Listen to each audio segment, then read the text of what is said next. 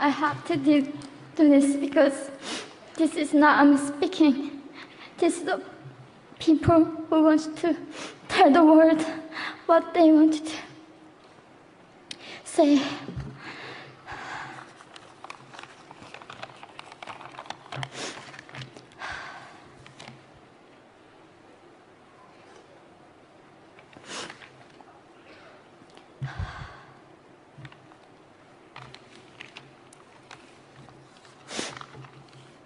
North Korea is an unimaginable country. There is only one channel on TV. There is no internet. We aren't free to sing, say, wear, or think what we want.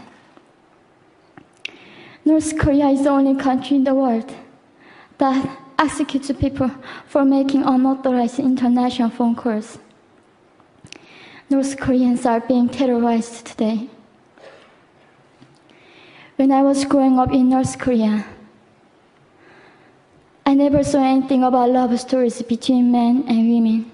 No books, no songs, no press, no movies about love stories. There is no Romeo and Juliet. Every story was propaganda to brainwash us about the Kim dictators. I was born in 1993. And I was abducted at birth, even before I knew the words freedom or human rights. North Koreans are desperately seeking and dying for freedom at this moment. When I was 9 years old, I saw my friend's mother publicly executed. Her crime, watching a Hollywood movie. Expressing doubt about the greatness of the regime can get 3 generations of a family imprisoned or executed. When I was 4 years old, I was warned by my mother not to even whisper. The birds and mice couldn't hear me. I admitted I thought the North Korean dictator could read my mind. My father died in China after we escaped North Korea. And I had to bury him at 3 a.m. in secret. I was 14 years old. I couldn't even cry. I was afraid to be sent back to North Korea. The day I escaped North Korea, I saw my mother raped. The rapist was a Chinese broker. He targeted me. I was 13 years old.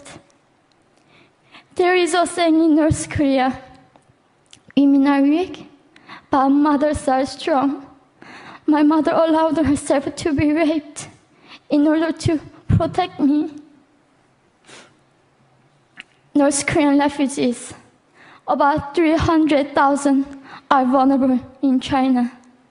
70% of North Korean and teenage girls are being victimized, sometimes sold for as little as $200. We walked across the Gobi Desert, following a compass. When they stopped working, we followed the stars to freedom. I felt only the stars were with us.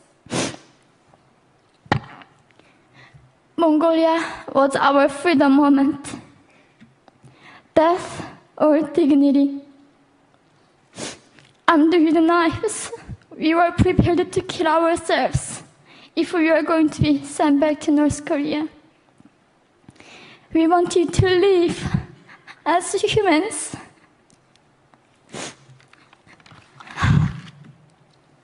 People often ask me, how can we help North Koreans? There are many ways, but I would like to mention 3 for now. 1, educate yourself so you can raise awareness about human crisis in North Korea.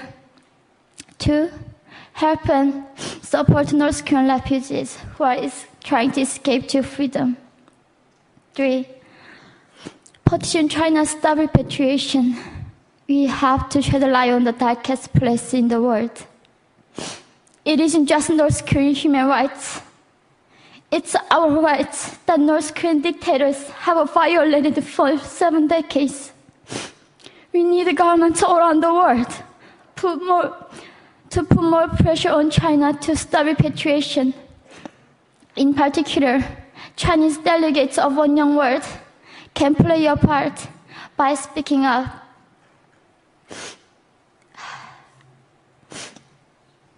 North Korea is indescribable. No humans deserve to be oppressed just because of their birthplace.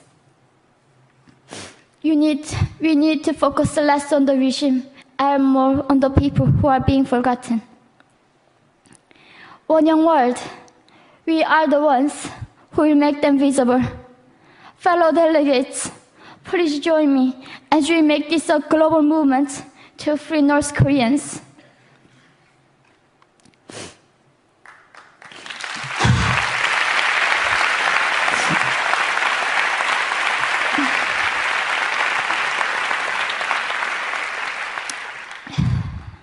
When I was crossing the Gobi Desert, scared of dying, I thought nobody in this world cared.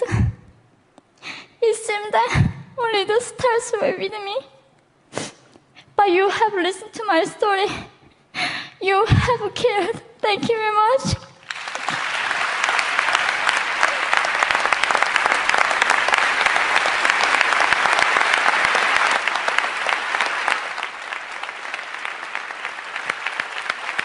We're not going to go to the floor. Can you get